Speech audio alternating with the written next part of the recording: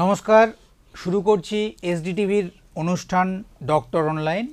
আর আজকে আমরা অতিথি হিসেবে যাকে পেয়েছি তিনি ফার্মাসি বিশেষজ্ঞ কুণাল চ্যাটার্জি। আমি মোতাহার হোসেন। আমরা এখন আগামী 30 মিনিট কথা বলবো ফার্মাসি তথা ওষুধ এবং ওষুধ সংক্রান্ত বিভিন্ন বিষয় নিয়ে। কুণালবাবু, আপনাকে স্বাগত আমাদের অনুষ্ঠানে। নমস্কার। কুণালবাবু, প্রথমেই আমরা যে প্রশ্নে আসতে চাইছি, দেখুন এই যে ওষুধ, খুব সাধারণ মানুষ তারা কোনো কিছু সমস্যা হলেই তারা কিন্তু ডাক্তার দেখায় এবং ডাক্তাররা যেভাবে প্রেসক্রাইব করেন সেই হিসাবে তারা ওষুধ বাজার থেকে কেনেন এবং সেই ওষুধ খান। কিন্তু এখন যেটা পরিস্থিতি, এই পরিস্থিতিতে ওষুধ সাধারণ মানুষ চিনবে কিভাবে? কারণ যেভাবে আমরা সংবাদ মাধ্যমে দেখতে পাই যে বিভিন্ন ধরনের যে জাল ওষুধ বাজারে ধরা পড়ছে, এই বিষয়টা সাধারণ মানুষ কিভাবে চিনবে? দেখুন, প্রথমেই যেটা বলার যে ওষুধ সম্বন্ধে আমাদের অনেকেরই একটা ধারণা রয়েছে যে বাজারে আমরা যেটা ওষুধ হিসাবে ওষুধের দোকান থেকে বা মেডিকেল শপ থেকে কিনছি সেটাই ওষুধ। কিন্তু সেখানে একটা ধারণা আমি প্রথমে জানাতে চাই যে ওষুধ কিন্তু শুধু তা না, আমাদের রক্তটাও একটা ওষুধ। ওষুধ হচ্ছে যাহা আমাদের শরীরে বাইরের থেকে এলে আমাদের শরীরের কোনো রকম পরিবর্তন করায়, যেটা আমাদের শরীরের ভালোর জন্য, অর্থাৎ আমাদের স্বাস্থ্যের উন্নতির জন্য, সেটাকে আমরা কিন্তু মেডিসিন হিসেবে কাউন্ট করি। এবার মেডিসিন যেটা বাজারে বিক্রি হয়, বাজার চলতি ওষুধ যেগুলো, অর্থাৎ ডাক্তারবাবু প্রেসক্রিপশান করলেন, আমরা সেই ওষুধ বাজারে গিয়ে কিনছি, অথবা আমরা নিজের থেকেই দোকানে গিয়ে বলছি যে আমাদের মাথা ব্যথা বা আমাদের অন্য কোনো সমস্যা হচ্ছে, জ্বর এসেছে, আমরা সেই ওষুধ কিনতে চাইছি। তো সেই ওষুধের ক্ষেত্রে যে জাল চক্রের ব্যাপারটা বা জালি ওষুধের ব্যাপারটা, সেখানে একটাই বলার আছে যে ওষুধের যদি এমআরপি, ওষুধের ব্যাচ নাম্বার এবং কিউআর কোড, এখন ওষুধের মধ্যে কিউআর কোডও আসছে, সেই জিনিসগুলো যদি আমরা ন্যূনতম দেখে নিতে পারি, আর ব্র্যান্ডেড ওষুধ যেটা মানে কোনো কোম্পানির হয়তো নিজস্ব ওষুধ, যে ওষুধ সবার মুখে মুখে পরিচিত বা ডাক্তারবাবু লিখে দিয়েছেন, সেই ওষুধ ব্র্যান্ডে কেনার ক্ষেত্রে যদি সাধারণ মানুষ সেটা কিনে ফেলে, তো সেই ক্ষেত্রে কিন্তু যদি সেটা নন ব্র্যান্ডেড হয় বা জালি হয়, সেক্ষেত্রে ডাইরেক্ট ধরার রাস্তা সাধারণ মানুষের হাতে অন্তত এখন নেই। আমি আসছি, আমি ওই ব্র্যান্ডেড ওষুধের বিষয়টাতে আসছি। যেটা খুব স্বাভাবিকভাবে আপনি যেটা বলছিলেন যে ওষুধে এখন কিউআর কোড চলে এসছে, বা কিন্তু সাধারণ মানুষ তো এই কিউআর কোডের বিষয়গুলো বা ওষুধ, জাল ওষুধ বা অরিজিনাল ওষুধ, অর্থাৎ ডুপ্লিকেট বা অরিজিনাল, এই যে তফাৎটা সাধারণ মানুষ সাধারণভাবে বোঝার কি কোনো উপায় আছে? সাধারণ মানুষের ডুপ্লিকেট ওষুধ বোঝার উপায় ডাইরেক্টলি নেই। কারণ ওষুধের ক্ষেত্রে যেটা প্রধানত যে জিনিসটা বিভিন্ন প্রাতিষ্ঠানিকভাবে দেখা হয়, সেটা হচ্ছে কোয়ালিটি রিপোর্ট। যে ড্রাগসটা আমি খেতে চলেছি, সে ড্রাগসের কোয়ালিটি রিপোর্ট কী, সেটা সংশ্লিষ্ট কোম্পানি যারা ওষুধগুলো বানায় তারা নিজস্ব কোয়ালিটি রিপোর্ট নিজস্ব অ্যানালিস্টের মাধ্যমে সেটা রেডি করেন, সেটা নিজস্ব কেমিস্টের মাধ্যমে। তার জন্য আলাদা একটা শিক্ষাগত যোগ্যতা সম্পন্ন মানুষের দরকার, যাকে আমরা ফার্মডি বলি বর্তমানে, ডক্টর অফ ফার্মেসি। তারাই কিন্তু ওষুধগুলো ওখানে কোয়ালিটি রিপোর্ট করেন। অনেক সময় কেমিস্ট্রির সঙ্গে বিশেষজ্ঞ যারা রয়েছেন তারাও করেন। এবার সেই রিপোর্ট তো সাধারণ মানুষ পাচ্ছে না। সেই রিপোর্ট অবশ্যই যে দোকানে ওষুধ বিক্রি হচ্ছে সেই দোকানদার, সংশ্লিষ্ট যে হোলসেলার থেকে ওষুধটা কিনছেন বা কোম্পানির থেকে কিনছেন, সেই কোম্পানি যদি না দেয়, তাদেরকে প্রোভাইড না করে, তারা সেটা পাবে না। কিন্তু একটা রাইট আছে অবশ্যই রিটেল শপের ক্ষেত্রে বা খুচরো দোকান যেখানে সাধারণ মানুষ দিনরাত যাচ্ছেন ওষুধ কিনতে, সেই দোকানদারের একটা রাইট আছে অলওয়েজ হোলসেলের থেকে কিন্তু সেই রিপোর্ট নিয়ে নেওয়া। সেই রিপোর্ট যদি সেই দোকানদাররা নেয় এবং লাইসেন্স দোকান, যেহেতু সেই দোকানটা লাইসেন্স শপ, আমি মনে করছি সরকার অনুমোদিত শপ, সরকার অনুমোদন দিয়েছে, তাহলে সেই ক্ষেত্রে যদি কোনো পাবলিক সেখান থেকে ওষুধ নেন, সেই ক্ষেত্রে আশা করছি সেই ভদ্রলোকের দায়িত্ব চলে আসছে যিনি ওষুধটা বিক্রি করছেন, যে আমি উপযুক্ত কাগজপত্র ওষুধের যেগুলো প্রদত্ত বা যেগুলো আমার পাওয়া যাবে সংশ্লিষ্ট কোম্পানির থেকে, সেগুলো আমি গ্রহণ করছি কিনা। সেখানে সাধারণ মানুষের কি করার আছে? সাধারণ মানুষ গিয়ে ডাইরেক্টলি ওষুধ কিনছেন, এবার সাধারণ মানুষ যদি সেই দোকানদারকে বলেন যেহেতু সরকার অনুমোদিত এই দোকানগুলো, ওষুধের দোকানগুলো, সাধারণ মানুষ সেখানে সঠিক ওষুধটা পাবে এই জায়গা থেকে, একদম এই জায়গা থেকেই সাধারণ মানুষ কিনছে। এবারে আপনি যেটা বলছিলেন যে ব্র্যান্ডেড কোম্পানির ওষুধ, এটা কি বোঝার কোনো উপায় আছে? দেখুন, ওষুধ মানে আমি একটা ছোট ওষুধ নিয়েই বলছি, প্যারাসিটামল, যার মলিকিউল হচ্ছে যার মধ্যে যে জেনেরিক ফর্মুলা রয়েছে, সেই জেনেরিক ফর্মুলা যে কোনো প্যারাসিটামলেই থাকবে। প্যারাসিটামল 500 মিলিগ্রাম, অথবা একটা অন্য ওষুধ যদি বলি ওমিপ্রাজলের যে জেনেরিক ফর্মুলা, সেই জেনেরিক ফর্মুলা একটা ব্র্যান্ডের ক্ষেত্রেও যা থাকবে, একটা নন ব্র্যান্ডের ক্ষেত্রেও অর্থাৎ জেনেরিক ফর্মুলার ক্ষেত্রেও সেই ফর্মুলা অবশ্যই তাকে মেনটেন করতে হবে। এখানে কোনো দ্বিতীয় রাস্তা নেই যে আমরা অন্য কোনো রকম ফর্মুলায় ওষুধ দিয়ে সেটাকে তৈরি করব। একটা ওষুধ তৈরি করতে গেলে যে প্রসেসগুলো পার করতে হয়, সেখানে নন ব্র্যান্ডেড ওষুধ আমরা ওগুলোকেই বলছি যেগুলো খোলা বাজারে বিক্রি হচ্ছে অনেকটা কম দামে রুগীর স্বার্থে, সাধারণ মানুষের স্বার্থে। কিন্তু আপাত দৃষ্টিতে বা ইয়েতে আমরা অনেকে ভাবি যে ওষুধটা হয়তো কাজ কম করবে, ওষুধটা যেহেতু দাম কম, বা এটা ব্র্যান্ড নয়, এটা শরীরে গিয়ে ক্ষতি করবে। কিন্তু যতটুকু ফার্মাসিউটিক্যাল নলেজের মাধ্যমে আমরা জানতে পারি যে একটা ব্র্যান্ড হোক বা নন ব্র্যান্ড হোক বা একটা জেনেরিক ড্রাগ হোক, তাদের কিন্তু মূল্যায়ন করলে, তাদেরকে অ্যানালাইসিস করলে দেখা যাবে তাদের মধ্যে মলিকিউলটা সেম আছে, তাদের মধ্যে কিন্তু মলিকিউল একদমই সেম আছে। বুঝলাম। আচ্ছা, আপনি যেটা বলছিলেন যে জেনারিক ওষুধ, এই জেনারিক ওষুধ আর নন জেনারিক ওষুধ, এই দুটোর ফারাকটা মানে প্রাথমিকভাবে বা সাধারণ চোখে এই দুটোর ফারাকটা ঠিক কোন জায়গায়? দেখুন, জেনেরিক ওষুধ আর নন জেনেরিক ওষুধ মানে জেনেরিক ওষুধ সবাই। এবার জেনেরিক ওষুধ, যে ওষুধগুলোকে নিয়ে কোনো একটা কোম্পানি রিসার্চ অ্যান্ড ডেভেলপমেন্ট আলাদা করে তৈরি করেছে এবং সেই ওষুধটাকে তারা এক্সপেরিমেন্টের মাধ্যমে, মার্কেটিং স্ট্র্যাটেজির মাধ্যমে, তাদের যেটা আমাদের সরকার নিয়ন্ত্রিত বা সরকার প্রদত্ত যে আইন, সে আইনের মোতাবেক তারা সেগুলোকে নিয়ে অনেক ক্যাম্পেনিং করছে বা অনেক রিসার্চ অ্যান্ড ডেভেলপমেন্ট করছে, মার্কেটিং করছে। সেই সমস্ত কাজ করতে গেলে কিছু কিছু ওষুধের ক্ষেত্রে বাড়তি একটা কিন্তু ফিনান্সিয়াল বোঝা সেই কোম্পানির ঘাড়ে চলে আসে, যে ওষুধটাকে নিয়ে কোম্পানি অনেক রিসার্চ অ্যান্ড ডেভেলপমেন্ট তৈরি করছে। তখন সেই ওষুধগুলোকে সেই কোম্পানি ব্র্যান্ড হিসেবে পরিচালনা করে বাজারে। এবার কি, ব্র্যান্ড হিসেবে পরিচালনা করার আরেকটা কোম্পানির সুবিধা হচ্ছে, ডাক্তারবাবুরা যখন ওষুধ লেখেন খোলা বাজারে, আমি কিন্তু এই ডাক্তারবাবু অর্থাৎ যারা প্রাইভেট প্র্যাকটিস করেন তাদের কথা বলছি, তারা যখন ওষুধ লেখেন সেক্ষেত্রে তারা যদি লিখে দেন প্যারাসিটামল 500 mg, তখন সংশ্লিষ্ট যে রিটেল শপ তারাও চিন্তায় পড়ে যায় যে কোন ওষুধটা আমি দেবো।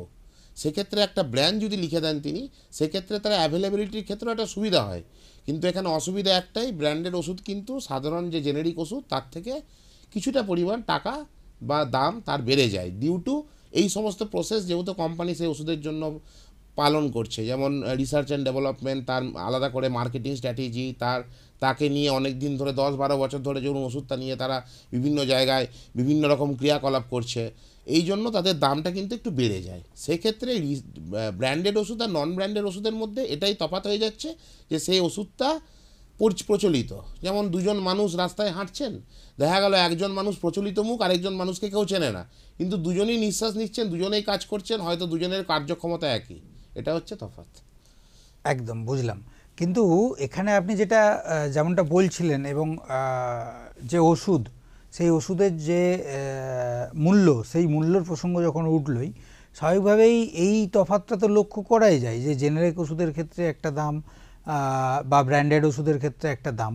তো এই কিন্তু দুটো ওষুধকে যখন ওষুধটা তৈরি করা হচ্ছে, সেই ক্ষেত্রে তো রিসার্চের ক্ষেত্রে তো একই সময় দিতে হয় বা নির্দিষ্ট তো একটা নিশ্চয়ই সরকারি গাইডলাইন রয়েছে যে একটা ওষুধ কোনো একটা কোম্পানি যখন বাজারে নিয়ে আসবে, তো নির্দিষ্টভাবে তাকে তো তার সেই গাইডলাইনগুলো তো তাকে মানতেই হয়, মেনে তারপর তো ওষুধটা তৈরি হয়। সেই ক্ষেত্রে কি বলবেন?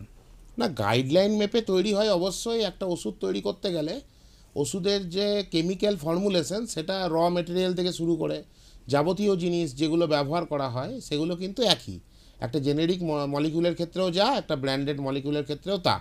কিন্তু যে কারণে বললাম যে কিছু ওষুধটা নিয়ে হয়তো রিসার্চ অ্যান্ড ডেভেলপমেন্ট বেশি করার জন্য ওষুধটার দাম বেড়ে যাচ্ছে। আরেকটা ব্যাপার এখানে চলে আসছে যে ওষুধটা মার্কেটে অ্যাভেলেবিলিটি কিন্তু জেনেরিক ওষুধের সবসময় অতটা থাকে না, কারণ জেনেরিক ওষুধ যেহেতু একটা ট্রেন্ড চলে আসছে, জেনেরিক ওষুধ মানে লোকজন কিনতে, মানে এটা বলাটা হয়তো সেভাবে হয় না, কিন্তু সেই জেনেরিক ওষুধ হয়তো লোকজন জেনেরিক ওষুধটা বেশি পছন্দ করছে, কিন্তু কাজকর্ম কিন্তু ওদের একই। এবার জেনেরিক ওষুধ বা ব্র্যান্ডেড ওষুধ বা যেটাই আমরা খাই সেটা শরীরে গিয়ে একই রকম কাজ করবে, কিন্তু তাদের দামের তফাতের জন্য আমরা মনে করছি, যেখানে একটা সাইকোলজিক্যাল আমাদের ম্যাটারও কাজ করে অনেক সময় যে এটা দামি ওষুধ, এটা ভালো কাজ করবে, জেনারিক ওষুধটা তো ভালো কাজ করবে না। তবে বর্তমানে দেখা যাচ্ছে বিভিন্ন রকম কেন্দ্রীয় এবং সমস্ত রাজ্য সরকারদের বিভিন্ন রকমের যে ক্যাম্পেনিং, যে জেনেরিক ওষুধ নিয়ে, এবং বিভিন্ন রকম যে আউটলেট খোলা হচ্ছে যেগুলোতে অনেক সস্তায় ওষুধ পাওয়া যাচ্ছে, সেগুলোর মাধ্যমে কিন্তু এই বিষয়ে মানুষের যে চিন্তা ভাবনা ছিল সেটা কিন্তু একটু একটু করে চেঞ্জ হচ্ছে, পরিবর্তন হচ্ছে। তো সেই ক্ষেত্রে এই যে যেটা আমরা প্রথমেই বলছিলাম যে বাজারে যে জাল ওষুধ ধরা পড়ছে, এইগুলো কিভাবে হয়? মানে একটা ওষুধ, সেটা জাল ওষুধ বাজারে চলে আসছে, মাঝে মধ্যেই আমরা সংবাদ শিরোনামে পাই, তো এটা হয় কিভাবে? দেখুন, জাল ওষুধ ধরার জন্য মানে সিস্টেমটা হচ্ছে, সেন্ট্রাল ড্রাগ ল্যাবরেটরি বলে অর্গানাইজেশন আমাদের কেন্দ্রীয় সরকারের রয়েছে, রাজ্য সরকারেরও অর্গানাইজেশন থাকে, যারা ওষুধের র্যান্ডামলি, ধরুন কোনো একটা জায়গার হয়তো কোনো একটা মেডিকেল শপ থেকে বা কোনো একটা হয়তো ফ্যাক্টরি থেকে বা কোনো একটা জায়গা থেকে কিছু ওষুধের স্যাম্পল তারা তুলে আনলো, তুলে এনে তারা কিন্তু সেই ওষুধগুলো যখন চেক করে, সেক্ষেত্রে দেখা যায় যে ওষুধের মধ্যে যে কোয়ালিটি বা যে কোয়ান্টিটি থাকা দরকার সংশ্লিষ্ট কেমিক্যাল ফর্মুলেশনের, সেটা কিন্তু থাকছে না। সেটা হলো স্পুরিয়াস ড্রাগের মধ্যে পড়ছে। আমরা বলছি কি যে এই ওষুধটা জাল। এই ওষুধটা জাল মানে ওষুধের মধ্যে যেটা থাকা দরকার সেই জিনিসটা সেই পরিমাণে নেই যে পরিমাণে শরীরে যাওয়া দরকার। আরেকটা জাল ওষুধ হচ্ছে কি যে ওষুধটার মধ্যে সেই জিনিসটাই নেই। এবার সেটা ধরার জন্য বর্তমান পরিস্থিতিতে এখন আমরা এতটাই মানে মেশিনারি শর্ট রয়েছে বিভিন্ন জায়গায় যে আমরা বুঝতে পারছি না যে ওষুধটা বাজারে বিক্রি হচ্ছে সেই ওষুধটা আদৌ মানে জাল না ওষুধটা ভালো। ওষুধটা জাল ধরার ভালো ধরার একটাই রাস্তা, তার কোয়ালিটি রিপোর্ট। এবার কেউ যদি সম্পূর্ণটাই জাল করে আনে, কোয়ালিটি রিপোর্টও জাল করে আনছে, ওষুধটাও জাল করে আনছে, অথবা ওষুধের ফর্মুলেশনটাকেও জাল করে আনছে, সেই ক্ষেত্রে আমরা ধরাটা কঠিন হয়ে যাবে যে জাল ওষুধ কোনটা। সেক্ষেত্রে একটাই রাস্তা যে গভর্নমেন্ট ভিগোরাসলি যে চেকিংটা করছে, বিভিন্ন ওষুধের স্যাম্পেল নিয়ে র্যান্ডামলি যে চেক করছে, সেগুলো যদি গভর্নমেন্ট আরেকটু বাড়িয়ে দেয় চেকিংটা, তাহলে হয়তো ইন ফিউচার এটা ধরাটা কিছুটা সহজ হবে, কিছুটা সহজ। একদমই। তো এই ধরনের যে ঘটনা, সেই ঘটনা আটকানো বা এই ধরনের ঘটনাকে বাজারে দেখার জন্য কি সরকারি কোনো সংস্থা কাজ করে? মানে অবশ্যই কাজ করে। সরকারি সেন্ট্রাল ড্রাগ ল্যাবরেটরি রয়েছে, আমাদের স্টেট ড্রাগ ল্যাবরেটরি রয়েছে, আমাদের ড্রাগ ইন্সপেক্টররা রয়েছেন, তারা রেগুলার বেসিসে বিভিন্ন ওষুধের দোকানে তারা ভিজিট করেন। রেগুলার বেসিসে সেখান থেকে আমরা ওষুধের স্যাম্পেল তাদের কালেকশন করা হয়, করে তারা দেখেন যে ওষুধটা আদেও সেই ওষুধ কিনা। তার রিপোর্ট আসার পর সেই সংশ্লিষ্ট দোকানের এগেনস্টে বা সংশ্লিষ্ট কোম্পানির এগেনস্টে কেস করা যেতে পারে। কিন্তু প্রবলেমটা হচ্ছে কি যে আমাদের এত জনসংখ্যার দেশ, এত পপুলেটেড একটা কান্ট্রি, যেখানে আমাদের সিস্টেমটাকে আরেকটু ইমপ্রুভ করা দরকার। এই কারণেই যে যাতে করে জালি ওষুধ যাতে একদমই বন্ধ নয়, কারণ জালি ওষুধ মানে যেটা মানুষের শরীরে ঢুকছে, জীবন নিয়ে খেলা টাইপের হয়ে যাচ্ছে। তাই আমাদের এই জিনিসটাকে আরেকটু যদি ইন ফিউচার আরেকটু যদি জিনিসটাকে দেখা যেতে পারে, যে জিনিসটা যাতে কন্ট্রোল করা যায়, তার জন্য একটাই উপায় হচ্ছে চেকিং, আরো বেশি বেশি করে চেকিং, একদম র্যান্ডমলি চেকিং বাড়াতে হবে। একদমই। এবারে একটু অন্য বিষয়ে আসি, সেটা হচ্ছে যে মডার্ন মেডিসিন, এই বিষয়টা কি? মানে সাধারণ মানুষ মডার্ন মেডিসিন বলতে এক কথায় কিভাবে বিষয়টাকে বুঝবে? মডার্ন মেডিসিন, আমি তো প্রথমেই বললাম মেডিসিন জিনিসটা এরকমই যে আমাদের শরীরে যেটা ঢুকে আমাদের শরীরের উন্নতি করবে বা শরীরের কোনো প্রবলেম হচ্ছে সেটাকে কিওর করবে, সেটাই মেডিসিন। সেই অর্থে যদি আমি ব্যায়াম করি, সেটা ওয়ান টাইপ অফ মেডিসিনের মধ্যেই পড়ছে, যেটা আমাদের শরীরে। আমাদের রক্তটাও একটা মেডিসিন। আমরা যেটা খাচ্ছি সেই খাবার দাবারের মধ্যেও যদি কোনো ভিটামিন আমাদের শরীরে গিয়ে কোনো একটা রোগের ক্ষেত্রে আমাদের প্রতিরক্ষা ক্ষমতা তৈরি করছে, সেটাও একটা মেডিসিন। এবার মডার্ন মেডিসিন মানে কিছু অ্যালোপ্যাথি মেডিসিনস আবিষ্কার হচ্ছে, যেগুলোর ক্ষেত্রে সাইড ইফেক্ট কমানোর চেষ্টা করা হচ্ছে। একদম কিছু ক্ষেত্রে দেখা যাচ্ছে যে তাদের আরও ডেরিভেটিভস পাওয়া যাচ্ছে, মানে হয়তো একটা কম্পাউন্ড ছিল, তার অন্য একটা ডেরিভেটিভ পাওয়া গেল যেটা কেমিক্যালি আরও স্ট্রং এবং তার সাইড ইফেক্ট তুলনামূলক কম। সেই ক্ষেত্রে দেখা যাচ্ছে যে আমাদের যে গভর্নমেন্টের অ্যাক্ট রয়েছে, medicinal and toilet preparation act রয়েছে, আমাদের ড্রাগস অ্যান্ড কসমেটিক অ্যাক্ট রয়েছে, সেই অ্যাক্ট ধরে গভর্নমেন্ট বিভিন্ন রকমের কোম্পানিকে কিন্তু সুযোগ সুবিধা দিচ্ছে, যাতে company research and development wing তৈরি করে এই জিনিসগুলোকে বাড়ায়, যাতে করে মানুষের ওষুধ খাওয়ার ক্ষেত্রে সাইড ইফেক্টটা অ্যালোপ্যাথি ওষুধের ক্ষেত্রে কমতে থাকে। এবং মডার্ন মেডিসিনে আমাদের এখন ধীরে ধীরে রোবোটিক জিনিস চলে এসছে, তার মধ্যে এআই ডেভেলপ করছে, বিভিন্ন রিসার্চ এবং তার পড়াশোনা ফার্মেসিতে ব্যাচেলার ইন ফার্মেসি বা তারপরেও যে পড়াশোনা রয়েছে মাস্টার ইন ফার্মেসি অথবা কেমিক্যাল ইঞ্জিনিয়ারিং অথবা বায়োকেমিক্যাল ইঞ্জিনিয়ারিং, বায়োটেকনোলজি, তাদের সবার একত্রে সমস্ত বিশেষজ্ঞদের একত্রে যে সহাবস্থান, সেই সহাবস্থানের মাধ্যমে কিন্তু এখন মডার্ন মেডিসিন ধীরে ধীরে আরও উন্নতির দিকে যাচ্ছে, আরও উন্নতির দিকে যাচ্ছে। যাক, আমাদের একটা ছোট্ট বিরতি নিতেই হবে। আমরা নিয়ে নেব এখন একটা ছোট্ট বিজ্ঞাপন বিরতি। তবে তার আগে আপনারা যারা এই অনুষ্ঠান দেখছেন, আপনাদের বলে রাখি, আপনাদের স্বাস্থ্য সম্পর্কিত কোনো প্রশ্ন থাকলে আমাদের নিচে দেয়া হোয়াটসঅ্যাপ নাম্বারে সেই প্রশ্ন পাঠাতে পারেন। আমরা এখানে যে ডাক্তারবাবুরা আসবেন তাদের কাছে সেই প্রশ্ন রাখব। আজকে আমাদের সঙ্গে রয়েছেন ফার্মাসি বিশেষজ্ঞ কুনাল চ্যাটার্জি। ফিরে আসছি একটা বিরতির পর।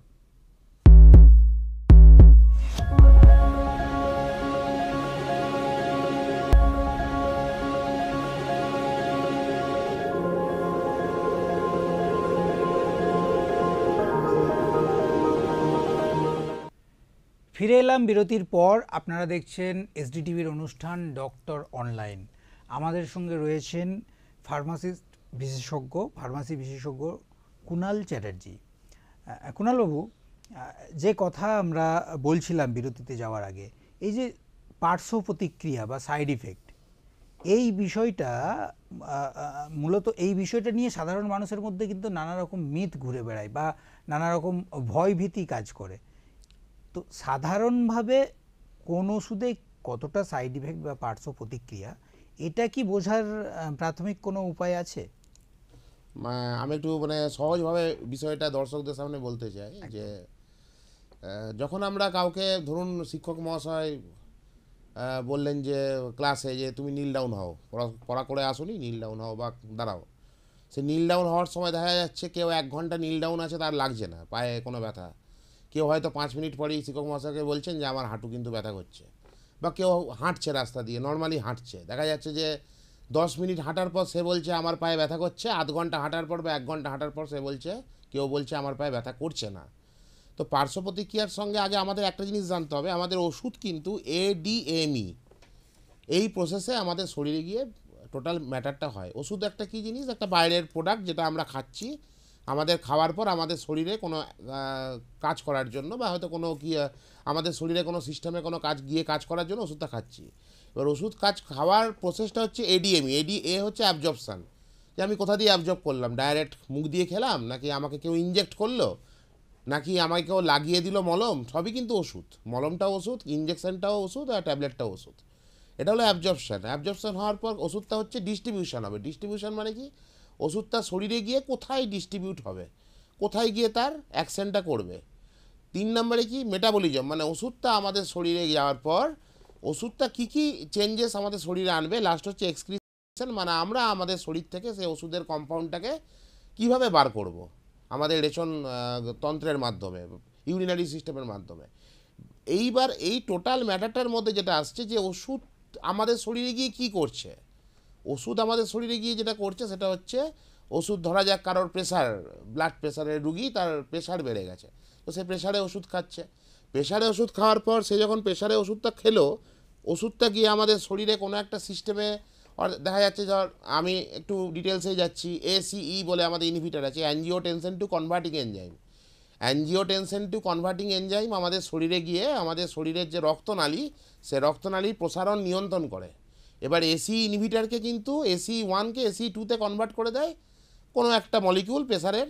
যেমন ধরুন যেগুলো আমরা খাই ACE ইনহিবিটর বলে, যেমন র্যামিপ্রিল বলে একটা কম্পাউন্ড আছে, বা লোসারটন বলে একটা কম্পাউন্ড আছে, সেই কম্পাউন্ডগুলো আমরা খাচ্ছি, সেগুলো শরীরে গিয়ে ACEকে কনভার্ট করে দিচ্ছে। এবার কনভার্ট করলো সেটা তো ভালো কথা, ওষুধটা কনভার্ট করার জন্য আমাদের যে রক্তনালীর প্রসারিত হলো, ব্লাড প্রেশার কমে গেল।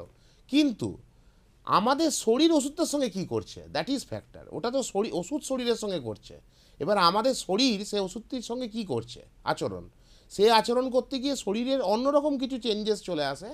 যেমন হয়তো কারোর ক্ষেত্রে ইউরিন বেড়ে গেল, কারোর ক্ষেত্রে হয়তো হেডেক বেড়ে গেল, কারোর ক্ষেত্রে হয়তো একটা নতুন তৈরি হলো যে হাত পা ঘামছে, কেউ হয়তো একটু বমি বমি ভাব ফিল করলো। এইবার এটা কিন্তু সবার ক্ষেত্রে সমান না। কোনো ওষুধ হয়তো কারোর ক্ষেত্রে গিয়ে কিছুই করলো না, আবার কোনো ওষুধ কারোর ক্ষেত্রে গিয়ে এমন সাইড ইফেক্ট করলো যে ওষুধ তার খেতেই পারলো না। তাই সাইড ইফেক্ট নিয়ে এটা কিন্তু একটা পুরোপুরি বৈজ্ঞানিক বিষয়। অবশ্যই তার সঙ্গে কিছু কিছু সম্পর্ক রয়েছে আমাদের শরীরেরও, যে আমাদের শরীর কিভাবে রিঅ্যাক্ট করবে, মানে ম্যান টু ম্যান এটা ম্যান টু ম্যান ভ্যারি করে। একদমই খুব স্বাভাবিকভাবেই যখন এই পার্শ্ব প্রতিক্রিয়া বা সাইড ইফেক্ট নিয়ে কথা উঠলো, দেখুন আমরা ইন জেনারেল বা সাধারণ মানুষ স্বাভাবিকভাবে যেটা জানে সেটা হচ্ছে যে এই চিকিৎসা পদ্ধতি যেমন অ্যালোপ্যাথি, হোমিওপ্যাথি আছে, এখন আয়ুর্বেদিক যে চিকিৎসা সেটাও কিন্তু মানুষের মধ্যে প্রচুর পরিমাণে মানুষ আয়ুর্বেদিক চিকিৎসার দিকে ঝুঁকছে সাধারণ মানুষ। তো এই যে সাইড ইফেক্টের বিষয়টা, এটা কি তিনটে আলাদা আলাদা যে চিকিৎসা পদ্ধতি, তিনটের ক্ষেত্রে কি আলাদা আলাদা? এখানে একটা কথা বলার আছে যে সাইড ইফেক্ট কিন্তু অ্যালোপ্যাথির ক্ষেত্রে হয় সেটা প্রমাণ হয়ে গেছে, হোমিওপ্যাথির ক্ষেত্রে যে হয় না সেটাও প্রমাণ হয়নি, আর আয়ুর্বেদিকের ক্ষেত্রেও যে পুরোপুরি সাইড ইফেক্ট নেই সেটাও কিন্তু প্রমাণ করা যায়নি। এবার হতে পারে একটা কথা যে অ্যালোপ্যাথি যেহেতু কেমিক্যাল ফর্মুলেশনের ওপর চলছে আর ক্রুড ড্রাগের ওপরও চলছে, কিছু কিছু অ্যালোপ্যাথি ওষুধ কিন্তু ডাইরেক্টলি ক্রুড ড্রাগ থেকে তৈরি হয়, মানে যেগুলো মেডিসিনাল প্ল্যান্ট সেগুলো থেকে তৈরি হয়, সেক্ষেত্রেও কিন্তু সাইড ইফেক্ট হয়, হয় না তা না, কিন্তু কম হয়।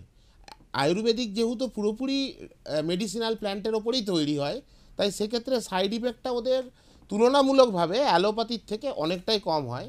আর হোমিওপ্যাথিতেও সাইড ইফেক্টটা এখন রিসার্চের জায়গায় আছে, যে সাইড ইফেক্টটা হয় না বলাটা ভুল হবে, হয়, তবে অ্যালোপ্যাথির মতন হয়তো হয় না, অ্যালোপ্যাথির ক্ষেত্রে সাইড ইফেক্টটা বেশি। অন কন্ট্রারি অ্যালোপ্যাথি ওষুধের কিন্তু কার্যক্ষমতা অন্য দুই জাতীয় ওষুধের থেকে অনেকটাই বেশি। কারণ এমন কিছু সিচুয়েশন আসে যেখানে ইমিডিয়েট আমাদের শরীরের একটা অ্যাকশন দরকার, আমাদের ইমিডিয়েট আমাদের শরীরে হয়তো কারোর প্রেশার প্রচুর পরিমাণে বেড়ে গেছে, বেড়ে গিয়ে তার এমন অবস্থা হয়েছে যে সে দাঁড়াতে পারছে না বা কথা বলতে পারছে না, তাকে আমরা কি করব, তাকে আমরা অ্যালোপ্যাথি ওষুধ দিয়েই প্রথম কিন্তু প্রেশারটা কমানোর চেষ্টা করব, কারণ প্রেশার যদি নিয়ে সে ঘোরে সে কিন্তু পড়ে যেতে পারে। তাই অ্যালোপ্যাথি ওষুধের কার্যক্ষমতা এখানেই, বা কোনো হয়তো ইনফেকশন হয়ে গেছে যেটা ব্যাকটেরিয়াল বা ফাঙ্গাল বা ভাইরাল, সেক্ষেত্রেও কিন্তু অ্যালোপ্যাথি ওষুধের মতন কার্যক্ষমতা বাকি দুই ওষুধের নেই। কিন্তু সাইড ইফেক্টের দিক দিয়ে যদি বলেন তাহলে অবশ্যই অ্যালোপ্যাথি ওষুধের সাইড ইফেক্ট হোমিওপ্যাথি বা অ্যালোপ্যাথি আয়ুর্বেদিকের থেকে অল্প হলেও বেশি। একদমই। যখন এই বিষয়টা আপনি বলছিলেন তখন খুব স্বাভাবিকভাবে একটা ব্যাপার সামনে চলে আসছে, সেটা হচ্ছে যে হোমিওপ্যাথি ওষুধের ক্ষেত্রে অর্থাৎ অ্যালোপ্যাথি খেলে যেমনটা আপনি বললেন যে খুব তাড়াতাড়ি তার একটা এফেক্ট শরীরের মধ্যে পড়ে এবং কাজ করতে শুরু করে, হোমিওপ্যাথি ওষুধের ক্ষেত্রেও কি ঠিক তাই? মানে ধরুন কোনো একজন রোগী, তার পেটে ব্যথা শুরু হয়েছে, সে ডাক্তারবাবুর কাছে গেছেন বা হসপিটালে গেছেন, তাকে হসপিটালে ডাক্তারবাবু চেক করে কোনো একটা ওষুধ দিলেন, যে ওষুধে তার আধ ঘন্টা বা 1 ঘন্টা বা 2 ঘন্টার মধ্যে তার সেই ব্যথাটা উপশম পেতে শুরু করে। কিন্তু হোমিওপ্যাথি ওষুধের ক্ষেত্রে, মানে হোমিওপ্যাথির যে ওষুধের ব্যবহারটা, প্রয়োগটা, সেই ক্ষেত্রে এই বিষয়টা কীরকম? না দেখুন, সেটা বলাটা প্রপার জায়গা হয়তো এটা নয় যে হোমিওপ্যাথি ওষুধের কার্যক্ষমতা বা অ্যালোপ্যাথি ওষুধের কার্যক্ষমতা। অ্যালোপ্যাথি ওষুধ নিয়ে যেহেতু আমার পড়াশোনা, তাই অ্যালোপ্যাথি ওষুধ নিয়ে বলতে পারি অ্যালোপ্যাথি ওষুধ কিন্তু খুব তাড়াতাড়ির মধ্যেই শরীরে অ্যাবজর্ব হয়, ডিস্ট্রিবিউশন হয়, মেটাবলিজম হয়, এক্সক্রিশন হয়, এই জন্য খুব তাড়াতাড়ির মধ্যেই কিন্তু অ্যালোপ্যাথি ওষুধ কাজ করে। আর হোমিওপ্যাথি ওষুধের ক্ষেত্রে কাজ অবশ্যই করে, সরকার স্বীকৃত একটা হোমিওপ্যাথি সিস্টেম অফ মেডিসিনও সরকার স্বীকৃত, আয়ুর্বেদিক সিস্টেম অফ মেডিসিন সরকার স্বীকৃত, তাই কাজ তো অবশ্যই করবে জেনুইনলি। কিন্তু কে আগে কে পড়ে হয়তো হয়তো না, আমি সেই বিতর্কে যাচ্ছি না। আমি যেটা বলতে চাইছি যে আমরা অ্যালোপ্যাথি ওষুধ খাওয়ার পরে কিছুক্ষণের মধ্যেই তার একটা কিন্তু উপকারিতা আমরা পেয়ে থাকি। এবার হোমিওপ্যাথি ওষুধের ক্ষেত্রেও কি এরকম সঙ্গে সঙ্গে কিছু উপকারিতা বা দেরি করে উপকারিতা, এই যে বিষয়টা, এটা নিয়ে যদি আপনি একটু আলোকপাত করেন। এটা পুরোপুরি মানে বিষয়টা বলা যাবে না, কারণ হচ্ছে হোমিওপ্যাথি ওষুধ অবশ্যই সেই রোগের জন্য দেওয়া হচ্ছে যে রোগের জন্য সেটা তৈরি করা, বা আয়ুর্বেদিকের ক্ষেত্রেও তাই। এবার তার কার্যক্ষমতা কতটা কার শরীরে গিয়ে হবে সেটা তো বলা যাচ্ছে না। কিন্তু অ্যালোপ্যাথিটা যেহেতু বহুল প্রচলিত এবং বিভিন্ন জায়গায় দেখা যায় যে মানুষ অ্যালোপ্যাথি ওষুধের ওপর ভরসা বেশি করছেন, তাৎক্ষণিক চিকিৎসা যেহেতু পাওয়া যায়, কিন্তু এটাও বলা যায় যে হোমিওপ্যাথি আয়ুর্বেদিকের ওপরও প্রচুর লোক নির্ভরশীল রয়েছেন এবং বেঁচেও আছেন। একদমই বেঁচেও একদমই। আছেন আমি আমার নিজেরও ব্যক্তিগতভাবে আমি অনেক রোগীকেই দেখেছি তারা সুস্থভাবে কিন্তু বেঁচেও আছেন। হ্যাঁ, যারা কিন্তু দীর্ঘদিন ধরে কোনো কিছু সমস্যা হলেই তারা কিন্তু হোমিওপ্যাথি যে ডাক্তারবাবু তাদের কাছে অবশ্যই, যান এবং অবশ্যই। সেই মতো তারা চিকিৎসা করান। অবশ্যই। কিন্তু তাৎক্ষণিক রোগের ক্ষেত্রে হয়তো অ্যাক্সিডেন্ট হয়ে গেছে, একটা মেজর অ্যাক্সিডেন্ট হয়ে গেছে, তার ব্লিডিং ইনজুরি আছে বা তার হেড ইনজুরি আছে, বা কোনো একটা সন্তান সম্ভবা মা রয়েছেন যাকে এখনই হাসপাতালে নিয়ে যেতে হবে, তার হয়তো কিছু একটা সমস্যা হচ্ছে, সে সমস্ত ক্ষেত্রে কিন্তু অবশ্যই অ্যালোপ্যাথিকে আমি এগিয়ে রাখবো। আমার পার্সোনাল মতামত যদিও এটা যে অ্যালোপ্যাথিকে আমি অবশ্যই এগিয়ে রাখবো সেই বিষয়ে। একদমই। এখন তো আপনি যেমনটা বলছিলেন যে প্রচুর মানুষ তারা কিন্তু আয়ুর্বেদিক যে চিকিৎসা সেই চিকিৎসার দিকে আবার নতুন করে তারা আকৃষ্ট হচ্ছে বা ঝুঁকতে শুরু করেছে। তো এই যে আয়ুর্বেদিক চিকিৎসার ক্ষেত্রে সেই ক্ষেত্রে যে ধরনের ওষুধ ব্যবহার করা হয় সেই ওষুধ কি সেই আয়ুর্বেদিক মানে তো পুরোটাই গাছ বা শিকড় এই সমস্ত দিয়েই তৈরি হয়, তো সেটা সাধারণ মানুষের কাছে মানে এই যে এত জনপ্রিয় হয়ে উঠছে ধীরে ধীরে, এটা কি মনে হয়? আপনি তো দীর্ঘদিন বিভিন্ন রকম ওষুধ নিয়ে কাজ করছেন। দেখুন, জনপ্রিয় হয়ে উঠছে হওয়াটাই স্বাভাবিক, কারণ একটা সময় অ্যালোপ্যাথি ওষুধের অনেক আগে, মানে যখন মানুষ পৃথিবীতে আসে মানে মানুষ পৃথিবীতে যখন মানুষ ইভ্যালুয়েটেড হয় মাংকি বা বাঁদর প্রজাতির থেকে, তারপর কিন্তু আস্তে আস্তে মানুষ ওষুধ ইনভেনশন করেছে। ওষুধের কিন্তু প্রথম ইনভেনশন ছিল আয়ুর্বেদিক, এবং আয়ুর্বেদিকে ওষুধের হাত ধরেই ক্রুড ড্রাগ, আমি এখানে একটা সাবজেক্ট ফার্মাসি যারা পড়াশোনা করে তাদের একটা মেজর সাবজেক্ট হচ্ছে ফার্মাকগনোসি সাবজেক্টটা হচ্ছে যে ক্রুড ড্রাগ নিয়ে যে মেডিসিনাল প্ল্যান্ট রয়েছে তাদের ডাইরেক্টলি তাদের থেকে তাদের শেকড় থেকে বা তাদের কাণ্ডের থেকে বিভিন্ন রকমের উপাদান নিয়ে যে ওষুধগুলো তৈরি হয়, সেই ওষুধগুলোর ক্ষেত্রে যে অ্যালকালয়েড পাওয়া যায়, অ্যালকালয়েড কথাটার মানে হলো একটা মলিকুলার ফর্মুলেটেড জিনিস যেটা গাছের বা কোনো মেডিসিনাল প্ল্যান্টে পাওয়া যায়, সেই অ্যালকালয়েড থেকেও কিন্তু ওষুধ তৈরি হয়। এবং সেই সমস্ত ক্ষেত্রে কিন্তু দেখা যায় যে আয়ুর্বেদিক ড্রাগস অবশ্যই কিন্তু শরীরে বিশাল উপকার করে, এবং সেটা কিন্তু প্রুভড। এবং দীর্ঘদিন ধরে যারা আয়ুর্বেদিকের ওপর রয়েছেন তারা কিন্তু অনেকটাই সুস্থ হিসাবে রয়েছেন, এবং ধীরে ধীরে মানুষ অনেক আয়ুর্বেদিক চিকিৎসার দিকে এগোচ্ছে। তবে আমি যেটাই বললাম যে তাৎক্ষণিক চিকিৎসা এবং ইনফেকশনের ক্ষেত্রে, তাৎক্ষণিক চিকিৎসার ক্ষেত্রে, কারণ হঠাৎ করে হার্ট অ্যাটাক হয়ে গেছে তার চিকিৎসার ক্ষেত্রে কিন্তু এই অ্যালোপ্যাথি ওষুধের ওপর কিন্তু কেউ আসবে না। যতই রিসার্চ হোক, হয়তো ভবিষ্যতে আরও রিসার্চ বাড়বে, কিন্তু অ্যাক্সিডেন্টাল মুহূর্তে যে সময় মরণাপন্ন রুগী তাকে নিয়ে কিন্তু অ্যালোপ্যাথি ওষুধের কাছেই যেতে হবে। আর অ্যালোপ্যাথি ওষুধের অ্যাকশন বা কার্যক্ষমতা এতটা দ্রুত হয় যে মানুষের জীবন বাঁচানোর ক্ষেত্রে কিন্তু এর পাওয়া মুশকিল, মানে কি বলে এটাকে, তুলনা, মানে এর তুলনা নেই, আর অ্যালোপ্যাথিকের তুলনা হয় না। একদমই। এবারে আমরা একদম অনুষ্ঠানের শেষের দিকে চলে এসেছি, আমরা শেষ প্রশ্নে যাব। সেটা হচ্ছে যে প্রচলিতভাবে আমরা জানি যে কোনো মানুষ চট করে অসুস্থ হয়ে পড়েন, আবার কাউকে দেখা গেছে যে কালে ভদ্রে অসুস্থ হচ্ছে। এই যে তারতম্য বা পার্থক্য, এটা আপনি তো যেহেতু আপনি দীর্ঘদিন ধরে ওষুধ নিয়ে কাজ করছেন, আপনি একজন ফার্মাসি বিশেষজ্ঞ, এটা সম্পর্কে কি বলবেন? ওষুধের সঙ্গেও আরেকটা দরকার হচ্ছে মানুষের মেন্টাল হেলথ। আমার মনে হয় যেটা যে শারীরিক সুস্থতার সঙ্গে মানসিক সুস্থতা একটা দরকার, কারণ মানসিক দিক দিয়ে মানুষ যদি সুস্থ থাকেন, সে পুরো সময়টা তার কর্মে দিতে পারবেন, পুরো সময়টা তার পরিবারকে দিতে পারবেন।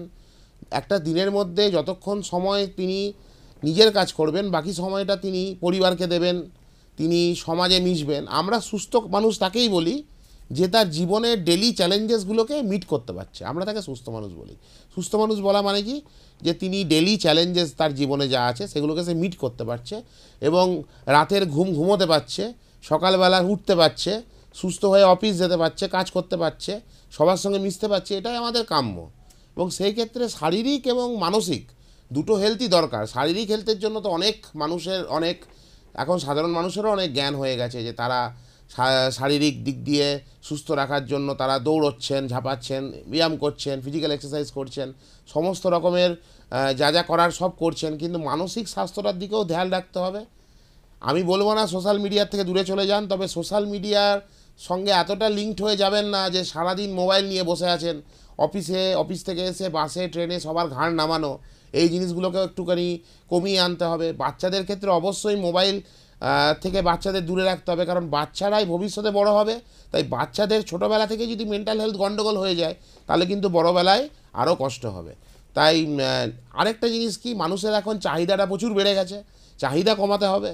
সুস্থভাবে বেঁচে থাকতে গেলে কারোর যেটা হচ্ছে ধ্যান দেওয়া যাবে না। কেউ মার্সিডিজ কিনুক, আমার অল্টোই ঠিক আছে। কেউ বাইক চালাক, আমার সাইকেলই ঠিক আছে। কেউ দিল্লি ঘুরতে যাচ্ছে, যাক, আমার কাছাকাছি গন্তব্যই ঠিক আছে। নিজের এক্সপেকটেশন কমাতে হবে। এক্সপেকটেশন থেকে কিন্তু মানসিক হেলথের অনেক যোগাযোগ রয়েছে যতটুকু আমার মনে হয়। তাই এই জিনিসগুলোকে যদি সবাই ঠিকঠাক করে, আর একটু শারীরিক এক্সারসাইজ, একটু খাওয়া দাওয়ায় সুস্থতা, একটু ভালো খাওয়া দাওয়া করা, একটু তেল জাঙ্ক ফুড কমানো, এই সকল বিষয়গুলো যদি ধ্যান দেওয়া যায়, অবশ্যই আমার মনে হয় শারীরিক মানসিক সব দিক দিয়ে মানুষ সুস্থ থাকবে এবং সুস্থ জীবনযাপন করতে মানুষকে অনেকটাই সাহায্য করবে। ওষুধ অবশ্যই খাবেন, ওষুধ খেতে হবে, ওষুধ না খেলে উপায় নেই, সবাইকে ওষুধ খেতে হয়। এবার যদি ওষুধ না খেয়ে থাকা যায় সেটাও আরও ভালো।